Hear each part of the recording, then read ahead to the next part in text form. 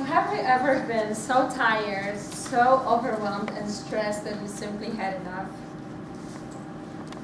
I've been there too, and it looks like we have quite a good number of people.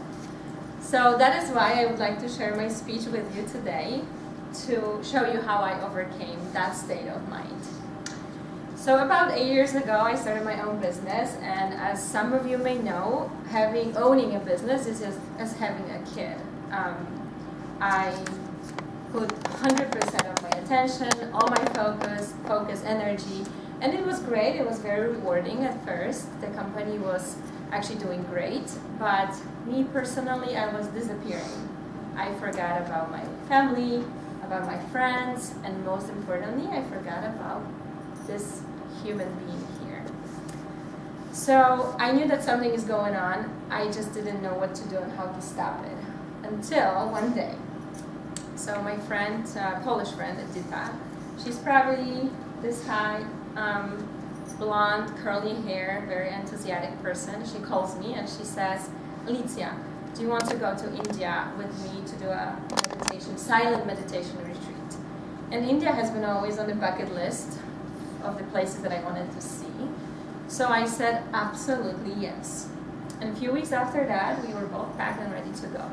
So we landed in south part of India, and I didn't really know what to expect from a country simply ruled by the cows.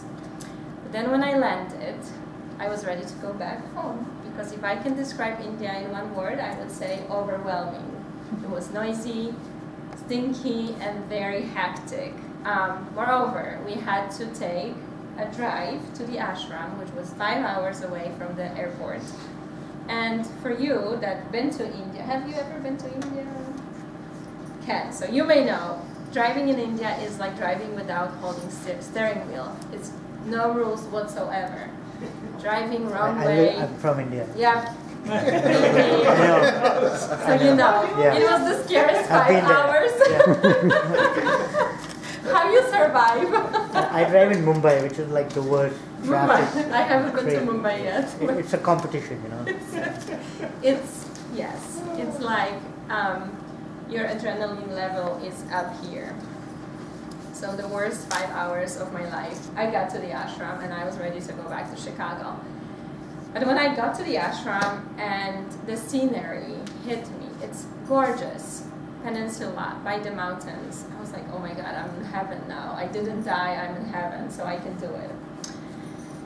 The first few days, the meditation, the silent meditation retreat, the first few days were very intense. My body was aching. We were sitting for hours, not to mention that our wake-up calls were at 3 a.m. with a cold shower and then just sitting on your bottom for hours. And at first, I was not a meditator. I was like sitting there and observing people, what to do.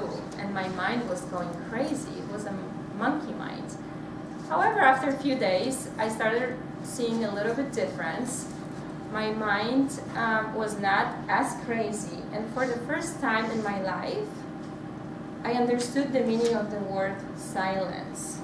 And I'm not talking about being silent for 2 hours, 3 hours. I'm talking about quieting your mind, quieting your thoughts, going internally, observing your emotions and feelings, going over some trauma and problems. And if I can use one word, I would say I was reborn in India.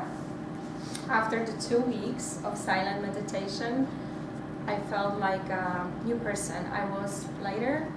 I was ready to start my life again. So after I came back to Chicago, guess what? Nothing really changed. My company was still there. Chicago was still here. The only thing actually that changed was me, and I changed internally. So I was and am able to deal with my problems better. I'm not omitting my problems. I'm actually observing them and learning from them.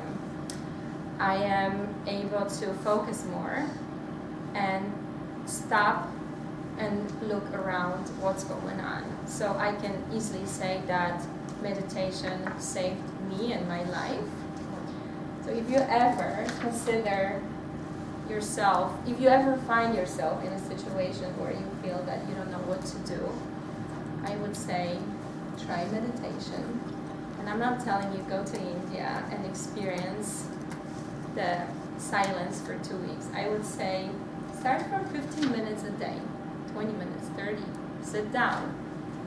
Focus on yourself. Don't focus on anything else. And then you'll see a significant change. So, listeners and Toastmaster fellows, if you ever feel that you are stuck or overwhelmed, please take a few minutes of silence and look inside. Thank you.